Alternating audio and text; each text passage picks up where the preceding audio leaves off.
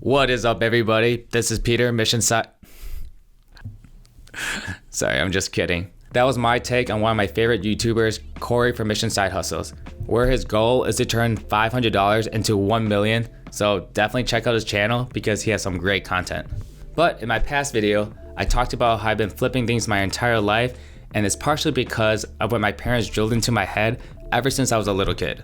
That you need to evaluate everything that you're buying and determine if you actually need it. Now, I said partially because my parents have never actually sold anything other than their own home, and everything that they bought, they've held on as long as they could until it was the end of its life, and even then, they would just reuse it for something else. But because of this mentality, they were able to stretch a dollar as much as they could, and the result, well, raising 5 amazing kids with no formal education of their own and have zero debt to this day.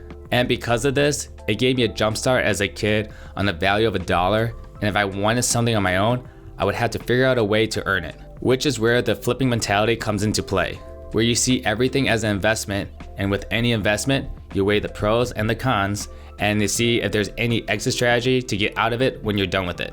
Sounds pretty straightforward, right? Well, at least I think so. But here's the issue. I meet a lot of people that can't negotiate if their life depended on it and get panic attacks just think about buying a car because they know that they have to face a salesperson. Or what may be worse is that they see something that may be on sale and assume it's a great deal without putting much thought into it. Like those furniture liquidation sales. You know, the ones that have those wacky waving inflatable arm flailing tube man. Now, my question is, and you can tell me if I'm wrong, but how is a furniture store that was open last week already going out of business and everything has to go? Suspicious, right?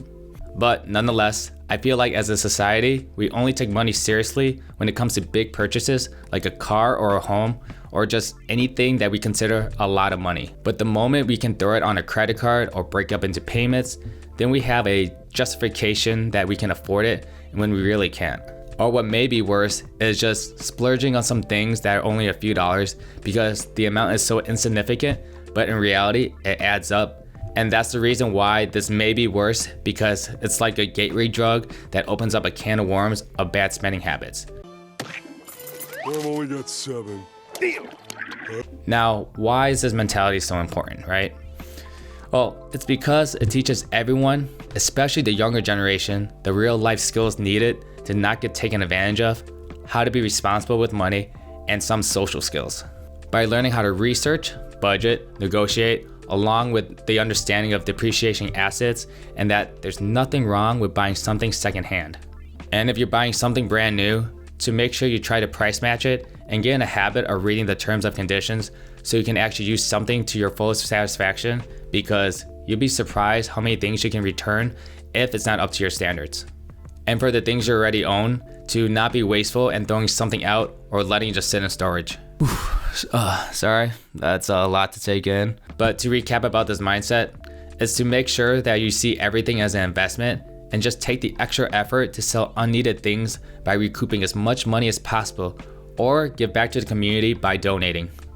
So now the next question is, how do you go about buying things then? Well, with this one, I can only answer for myself and how I buy things. And the first thing that comes into my head is the price, then the quality or conditions, and if I actually need it, and if so, how long would I actually keep it for? Now, out of that whole entire thought process, which one do you think is the most important to me? I'll give you a few seconds. Ready? Okay. It's actually all but one, and the part is if I actually need it, because honestly, that's just a bonus. Remember, this entire thought process behind this is about seeing everything as an investment. So yes, the majority of the stuff that you look for, you want for yourself. But there will be many opportunities that you may come across where something just kind of falls into your lap. And if you don't have this type of mentality, well, it would just be passed along and you miss out on a great opportunity just because you didn't know any better. But if I'm able to recognize an opportunity where I can enjoy it for a little bit and either break even or make a profit by doing a better job with restoring it, marketing it, and when it comes to sell it, then I'll most likely take the risk to buy it. But of course, there are things that you just have to buy because you truly need it, such as food and any other essential needs. But for the most part, things will be less valuable over time and you'll have to analyze each scenario.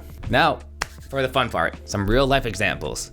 And I'll start with my last motorcycle. So a few months ago, I picked up a 2008 Yamaha R6 that I picked up from Houston. This bike I got for around $1,500 if I remember correctly. It barely ran and I had plans to fix it up and flip it for around $4,000 to $5,000. Unfortunately, when I got there, the guy that was selling it said that he lost the title, but he seemed like a good guy and he had no red flags. So I decided to believe him, we signed a bill of sale, and I took his word for it that he'll send it to me. This is where people suck. And he made excuses after excuses why he couldn't get me the title, and eventually it ghosted me. However, I knew even if he burned me that the parts alone on this bike are worth over $2,000, so I decided to sell it as parts only, so I made over $2,500 so far by selling individual pieces, which is an example of risk and reward and knowing all your options. Another example would be my last apartment, since I'm sure many people can relate to this. Now, we can all agree that furnishing any place can get pretty expensive.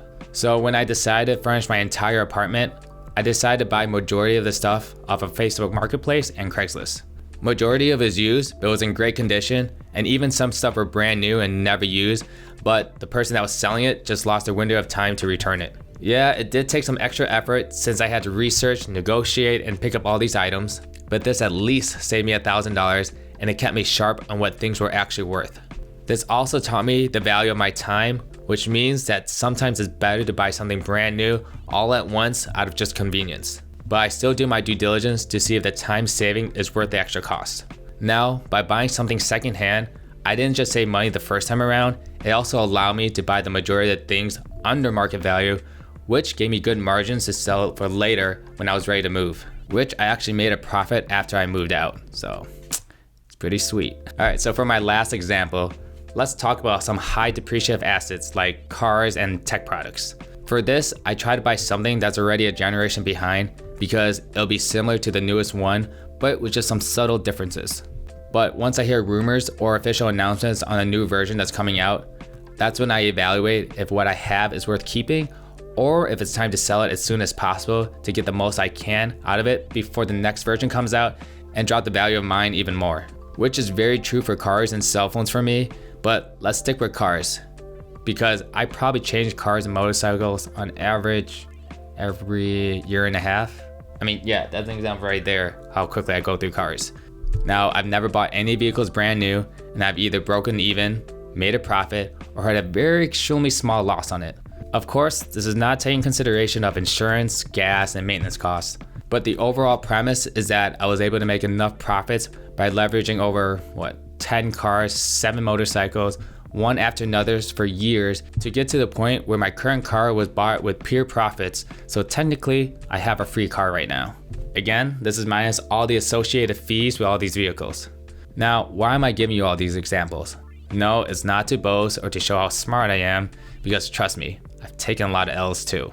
But it is to show the power of flipping and the mindset behind it. And after hearing all this and you think it's a lot of work and it's exhausting to live a lifestyle like this, well, I would say, yeah, can be at first, but just like anything, like with working out, the more you do it, the easier it will be, and eventually it just turns into a lifestyle. But like how I said, it's just a mentality. You don't actually have to go around flipping things. It's just having the mindset of viewing everything as a potential investment and then quickly analyze if the risk is worth the reward, and with having a good exit strategy to get the best return on your investment.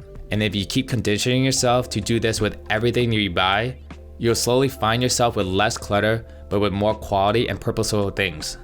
Along with having more money at the end of each month to save faster towards whatever big goals you may have, like a down payment for a car or a house. And even though I'm preaching about finance and how to change your perception of money, the real goal of taking control of your finances is so you can have more confidence in life and have more mental space to focus on more purposeful things in life. So create a plan, put in the hard work, and it's okay to have some slip-ups along the way. Just keep at it. And if you need help creating a plan or having someone to hold you accountable, then contact me on one of my socials and I'll do what I can to help you personally or guide you to someone that can. But that's all I have for today's video. Start working on this mindset shift, and I'll have a video on how I'll be spending my $1,400 stimulus. I'm still trying to find that perfect deal to start it out with, but make sure you subscribe so when that video does pop up. But until then, enjoy the rest of your Sunday, And as always, I'll bother you next week.